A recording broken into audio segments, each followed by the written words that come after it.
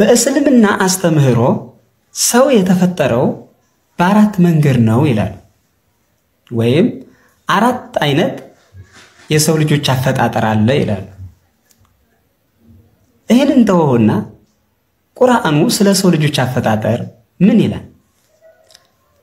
በቁርአኑ አመለካከት ወይም ማስተያየት የሰው ልጅ የተፈጠረው በሶስት መንገድ ነው። አንደኛ በሱራ 23:12 ላይ ሰውንም በእርግጥ ከነጠረ ጭቃ ፈጠርነው ይላል። ሰውንም በእርግጥ ከነጠረ ጭቃ ፈጠርነው። አንደኛ ይሄ ነው። የሰው ልጅ የተፈጠረው ከነጠረ ጭቃ ነው ማለት ነው። ሁለተኛ በሱራ 15:26 ላይ ደግሞ ሰውን ከሚቅጨለጨል ሸክላ ከሚገማ ጥቁር ጭቃ ፈጠርነው ይላል። ሁለተኛ ከሚቅጨለጨል ሸክላ ከሚገማ ጥቁር ጭቃ ፈጠርነው ይላል። ሶስተኛ ሰውን እንደ ሸክላ ከሚቅጨለጨል ደረቅ ጭቃ ፈጠርነው ይላል በሱራ 55:14 ላይ። ሶስተኛ ሰውን እንደ ሸክላ ከሚቅጨለጨል ደረቅ ጭቃ ፈጠር። ልብ በሉ፣ ሶስት አይነት መንገዶች አሉ። እንዲያውም ሰውን ከረጋ ደም ፈጠር ነው የሚለውን በሱራ 96 ላይ ያለውን ትተን ማለት ነው። ይሄን ቁርአኑ በእርግጥ እየተናገረ በእርግጥም እያለ የእስልምና መምህራን ደግሞ ይሄ ለሰው ልጆች በአጠቃላይ አይመለከትም፣ የሚመለከተው አዳምን ብቻ ነው ብለው ያብራራሉ። እሺ አዳምስ እንዴት ነው ያፈጣጠሩ ሂደቱ እንዴት ነው ብላችሁ ስትጠይቋቸው አንደኛ አፈር ሚለውን ያዙ፣ አፈር አለ። ሁለተኛ ጥቁር ሚል አለ፣ ጥቁር ሚለው ያዙ። ሶስተኛ የሚገማ ሚል አለ፣ የሚገማ ሚለውን ያዙ፣ አድምጡ። ሶስተኛ አራተኛ ደረቅ ጭቃ ሚል አለ፣ ደረቅነቱን ያዙ ይላል። እሺ ከነጠረ ጭቃ ማለት አፈር አለ፣ እዛ አፈር ላይ ውሃ ይጨመርበታል። የነጠረ ጭቃ ማለት ይሄ ነው። ይሄ አዳምን ብቻ ስለሚመለከት አዳም ከዚህ ተፈጠረ ማለት ነው ይላሉ። እሺ ጥቁር የሚገማ ጭቃ ማለትስ? ለዚህ ማብራሪያ ሲሰጡ ደግሞ አሁንም አፈር አለ፣ ካፈሩ ላይ ውሃ ትጨምራለህ፣ ከዛ እስኪቦካ ድረስ ትጠብቀዋለህ። ሊቦካ ሲጀምር ውስጡ ይጠቁራል። ጥቁር ያለው ያን ነው። ከጠቆረ በኋላ ደግሞ ፈጽሞ ውስጡ ይሸታል ወይም ይገማል። የገማ ጭቃ ያለው ይሄን ነው። እሺ ደረቅ ያለውስ? አሁንም አፈር አለ፣ ውሃ ትጨምራለህ፣ እስኪቦካ ተጠብቀዋለህ፣ ይጠቁራል። ከጠቆረ በኋላ ደግሞ ይገማል ወይም ይሸታል። ሽታው ካለቀ ወይም ካለፈ በኋላ ደግሞ ይደርቃል። የሚቅጨለጨል ማለት ያንን የደረቀውን ከድንጋይ ወይም ከሆነ ነገር ስታጋጨው ድምጽ ይሰጣል ማለት ነው። ከዚህ ነው የተፈጠረው ይላል። ይሄን ማብራሪያ እንድታዩታላችሁ። ይሄንም ራሱ ቁርአኑ የሚገርማችሁ ነገር ያግዛቸዋል። ማለት ይሄ አይነት ሂደት እንዳለው ሲናገር በሱራ 90:4 ላይ በእርግጥም ወይም ሰውን ሁሉ በእርግጥም ይላል በልፋት ሆኖ ፈጠር ነው። በልፋት አላህ ሰውን የፈጠረው በብዙ ድካም በብዙ ልፋት ነው ማለት ነው። በልፋት ሆኖ ፈጠር ነው ይላል። እውነትም ነው። አፈር አመጣ፣ ውሃ ጨመረ፣ እስኪቦካ ድረስ አጠበቀው፣ እስኪሸት ድረስ ጠበቀ፣ እስኪደርቅ ጠበቀ። ይሄን አድርጎ ነው ሰውን የፈጠረው አላህ። ይሄ የእስላሞቹ አመለካከት ነው። ይሄን እንዴት ነው ሊረዱትና እንዴት ነው ሊቀበሉት ይቻሉት እናንተ? ሌላው ቁርአኑ አንድና ብዙን አይጠነቅቅም። ለዚህም ነው ብዙ እስላሞች አንብበው በቀላሉ መረዳት የማይችሉት። አላህ ፈጠር ነው። እንዲያውም በሱራ 55 14 ላይ ያለው ሰውን እንደሚጨለጭ ሸክላ ከደረቅ ጭቃ ፈጠረው ይላል እንጂ ፈጠር ነው አይልም። ሌላ ቦታ ላይ አንድና ሁለት የጠቀስኳቸው ፈጠር ነው የሚል እንጂ ፈጠረው አይልም። ስለዚህ አንዱ ያላህ ሁለቱ ያላህ አንዱ ደግሞ የመሐመድ ሐሳብ ሊሆን ይችላል። ምክንያቱም በአንድ ቦታ ፈጠረው ይላል፣ በአንድ ቦታ ደግሞ ፈጠር ነው ይላል እና አንድና ብዙን ደግሞ አይጠነቅቅም እንዳለ ማለት ሩቅና ቅርብ አይጠነቅቅም፣ አንድና ብዙ አይጠነቅቅም፣ ጸያፍንም ደግሞ አይገድፍም።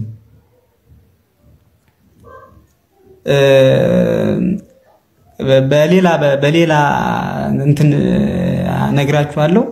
ከረጋደም የሚለውንም ደግሞ እንዴት አድርጎ እንደሚያብራሩት ወይም ደግሞ የሰው ልጆች በአራት መንገድ ተፈጥረዋል።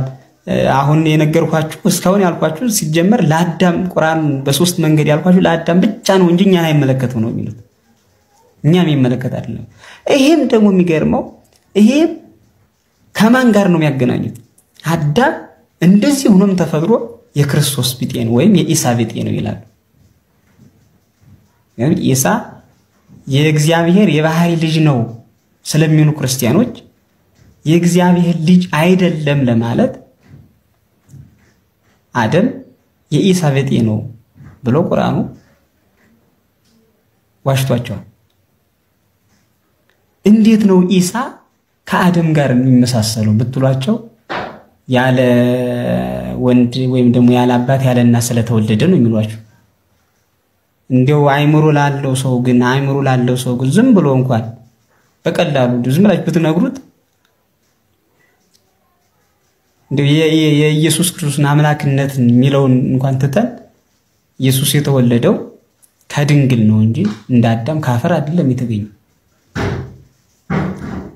የኢየሱስ በድንግልና መወለድ ትርጉሙ ምን እንደሆነም አይነግሯቸው።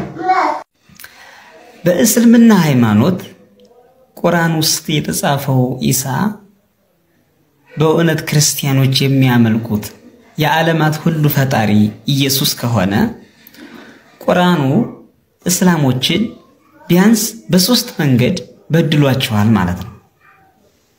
አንደኛ ቁርአን ከሰማይ የወረደ የአላህ ቃል ነው በማለት ቁርአኑ በውስጡ የያዛቸው ቃላቶች ወይም ቃላት ተጠያቂነት እንዳይኖራቸው ኃላፊነት ወሳጅ አካልም እንዳይኖር መረጃ በማጥፋት ፈጽሞ በድሏቸዋል። ይህንንም ይህ ቃል ወይም ይህ መጽሐፍ የአላህ ስለመሆኑ ምንም ጥርጥር የለበትም በማለት ሰዎች በደፈነው እንዲቀበሉ እንጂ ተመራምረው አጥንተው መረጃ ሰብስበው አምነው እንዳይከተሉ አስቀድሞ ዘግቷል። አላህ መቼም እሺ አይሳሳትም እንበል። ይህ መጽሐፍ የአላህ ቃል ስለመሆኑ ጥርጥር የለበትም ብሎ የተናገረው አካል ግን ሰው ነውና ይሳሳታል። ሁለተኛ ስለ ኢሳ ወይም ስለ ኢየሱስ ዜና ልደት ስለ ልደቱ ወይም ስለ መወለዱ የተናገረው ንግግር ወይም ቁርአኑ የጻፈው ሐሳብ ትክክል ባለመሆኑ እስላሞቹ እውነተኛ አምላካቸውን እንዳያውቁ በእምነት አዘግይቷቸዋል። በዚህም ሁለተኛ በደል በድሏቸዋል።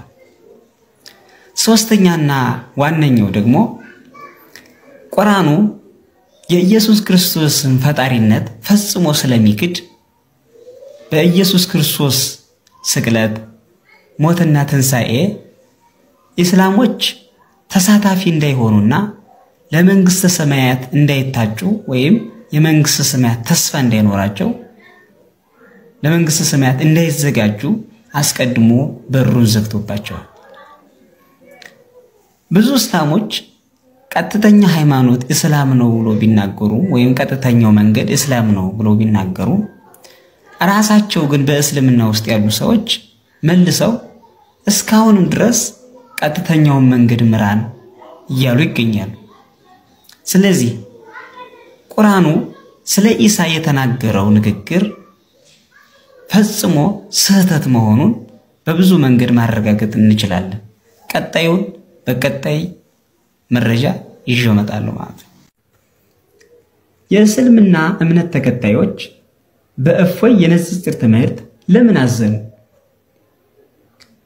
አንዳንድ የእስልምና ሃይማኖት መምህራን የሚሉ ሰዎች በእፎይ የንጽጽር ትምህርት ላይ ክርስቲያኖች ጥያቄ ካላቸው እኛም መልስ አለን በማለት ስለ ቁርአን ሆነ ስለ መሐመድ የተቻላቸውን ያህል መልስ ሲሰጡ ጥረትም ሲያደርጉ ቆዩ። በኋላ ግን ጥያቄው እየጸና እነሱም መልስ እያጡ ሲሄዱ የእፎይን የንጽጽር ትምህርት ወደ ፖለቲካ ጠምዝዘው ወሰዱት። እፎይም እንደ ዘመኑ ሰው እግዚአብሔርና አላህ ይመቹኛል የሚል ሰው ስላልሆነ እውነቱ እውነት ሐሰቱ ሐሰት ነው በማለቱ ቀጠለ። ታዲያ ይሄ የንጽጽር ትምህርት በእውነት ያሳዝናል። እኔ ግን ማዘን ካለባቸው ማዘን የሚገባቸው ክርስቲያኖች ናቸው ባይነኝ።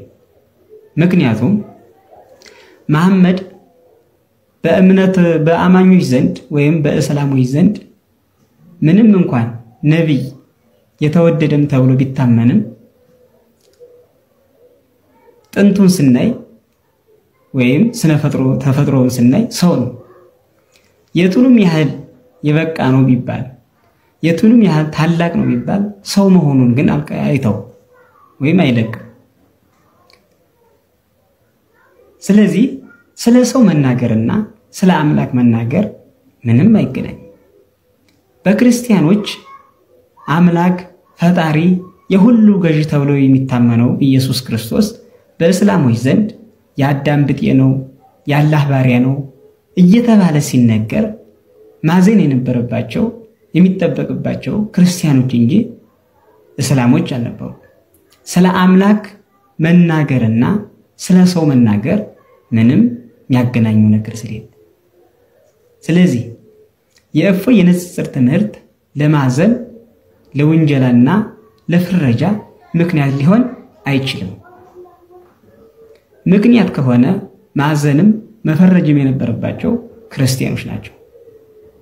የሚያመልኩትን ፈጣሪ ዕለት ዕለት በቁርአናቸው ባሪያ ነው፣ የአዳም ቢጤ ነው፣ ተላላኪ ነው፣ ሰላት ሰጋጅ ነው እያሉ በየጊዜው የሚናገሩ እስላሞች ስለሆኑ ማዘን ይጠበቅባቸው ክርስቲያኖች ነበሩ።